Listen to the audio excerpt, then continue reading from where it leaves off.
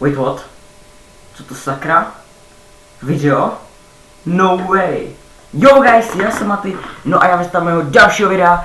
A toto video je po strašně dlouhé době, strašně velké době, konečně nějaký video. Určitě se teďka vracím do starých kolejí, budu vydávat videa každý týden v sobotu v 17:00.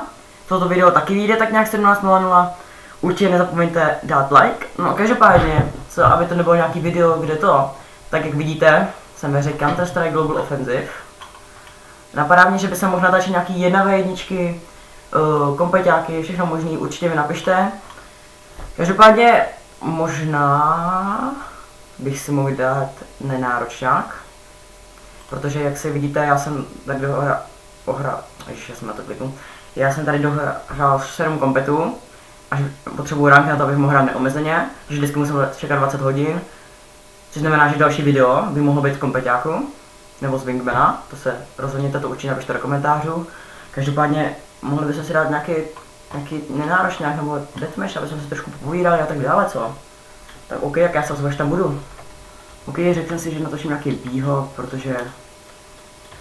Proč ne? Proč by se nemohli dělat výho, že jo? A... Asi bych s vámi chtěl pohovořit o tom, proč vůbec nevycházejí videa, proč se vlastně děje to, co se děje, což znamená, že jsme měli fakt jako ze Štěpy jsem dost velkou pauzu. Jde o to, že začala škola, to je první věc. Za druhý, jak si asi jsme neměli ne moc chuť točit, ale spíš to šlo o to, že já jsem měl celkem dost v rodině problémy. Štěpy zase ten, jako, ne, že by neměl nechuť točit, ale spíš, že nemá zase tak rád jako to, že musí jako točit sám nebo něco takového. Každopádně já už se vracím do starých kolejí, budu se snažit vydávat videa, jak už jsem řekl na začátku videa, každý týden. Každý týden v sobotu bych to mohl dávat 16:00, maximálně 17:00. Podle toho, jak vždycky budu mít čas, jestli budu doma, když tak to určitě udělám, takže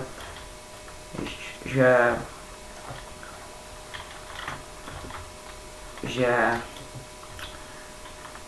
prostě to asi jako, že nevydám o týden, když nebudu doma, nebo to vydám jiný den předtím, když pojedu domů, vydám třeba 2 videa, aby to bylo jako, že tam byly videa. Pak streamy, ty bych tak nějak taky mohl obnovit, ale asi nečekejte, že budu jakože streamovat hry, protože mám jaksi počítač celkem jakože low. No a proto nemůžu streamovat hry. Ale streamovat, natáčet hry teda budu, ale nebudu streamovat. Druhá věc je o těch streamech, že když už budu streamovat, tak to bude hlavně to bude hlavně jakože stream, kde budeme třeba stříhat video a tak dále, protože napadlo, že by to mohlo být dobrý téma. Když už budeme nějaký jako víc sábů nebo něco takového, tak bych mohl udělat jakože stream, protože bychom mohli streamovat hry u Štěpise, nastavili bychom to na jeho počítači, streamovali bychom na jeho počítači. A to je asi tak všechno. Každopádně dal jsem vám do pozadí Counter-Strike, i když jako nejsem v tom moc dobrý, jak jste asi viděli sami. Ale aspoň abyste se mohli něco koukat při tom, abyste tady neslyšeli jenom moje mluvení a tak, týpek se asi nějak rozdělal. Takže tak. Každopádně já doufám, že se vám tohle video líbilo.